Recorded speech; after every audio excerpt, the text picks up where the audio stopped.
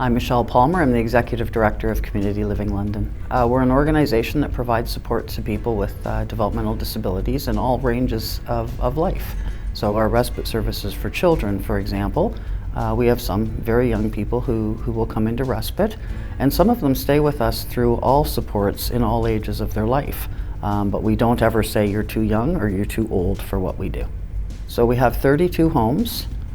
And then in the whole range of services, we support over 1,000 unique people each year, and we have approximately 500 staff who provide the services to people. When it comes to accessibility to travel to different locations, oftentimes the limitation is transportation and how to get them there. There's the city buses, which has their own limits, especially in the winter when their stops aren't accessible. There is taxi cab services, but oftentimes there's only one accessible cab running for each company at a time. And within Community Living London, we share basically only 3 accessible vans between all of our locations. So if one person from one location wants to go somewhere and a person from another location wants to go somewhere, one of them has to lose out. So if somebody does need an accessible vehicle, it must be an accessible vehicle. Somebody who's dependent on a wheelchair for mobility, you can't possibly use a typical minivan for them to get places.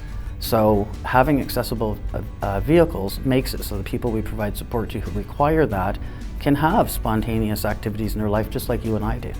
Without that access, they're basically stuck at home. We have to share vans, and a medical appointment typically takes priority over leisure activity. Although both are important for each person, the medical appointment comes first.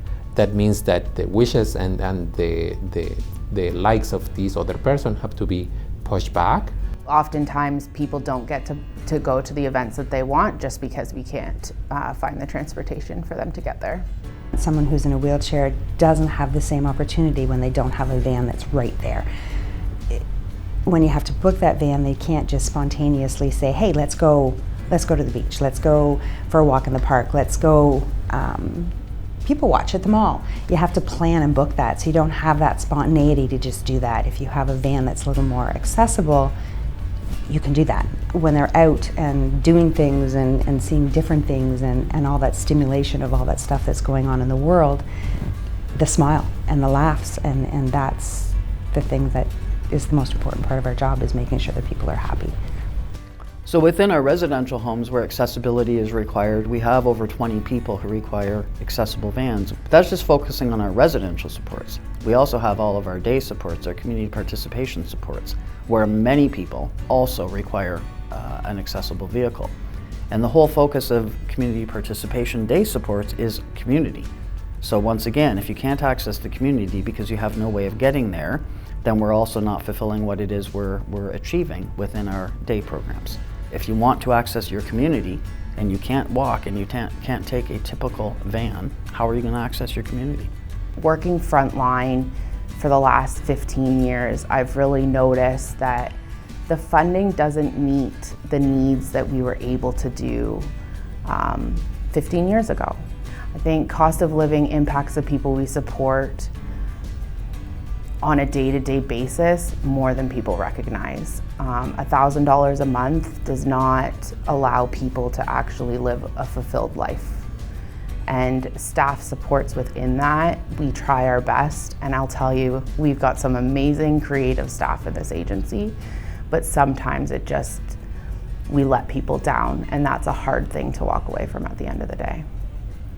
I can see the people's faces. I can see what happens when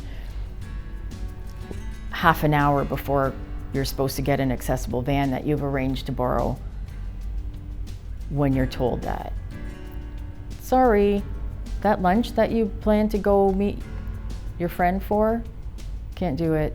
We don't have a van, we don't have a way for you to get there. We tried to get a taxi, there's none available. Paratransit you can't get at the last minute. It's heartbreaking for them. And it happens again and again and again. And unfortunately, I think people get used to that, which is really sad as well when they find out that, oh, okay, my day trip's postponed today because someone has a medical appointment that's come up. And it's really sad to think that you get used to things getting pushed off.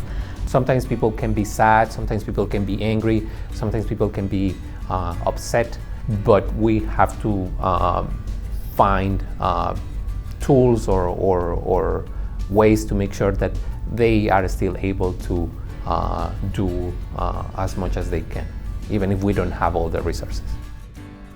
The thought that has to go into it, the ridiculous amount of planning, the lack of control over your life and your daily events, the lack of power you have. You're powerless. You know, it leads to isolation and sadness. Having another van will allow people to get out more and more and more and do more and more fun things and add more quality to their life. And the more we can do that, the better their lives are going to be. It doesn't sound as if it would make a big change having one van for an agency as big as Community Living London, but it would make a huge difference because we only have 3 accessible vans.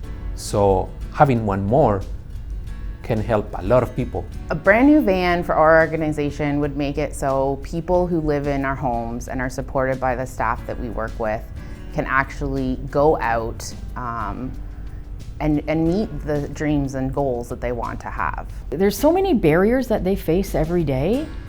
This is one barrier we can do something about. This is a barrier that we can fix. We can raise the money to get an accessible van and remove that barrier. But the things we've achieved through Night of Heroes is endless. We've fundraised for a new home, our forever home, and we were successful. We have fundraised for additional equipment within our homes, and we've succeeded. I believe 100% this room, this night, can make another accessible vehicle possible. You've never let us down before.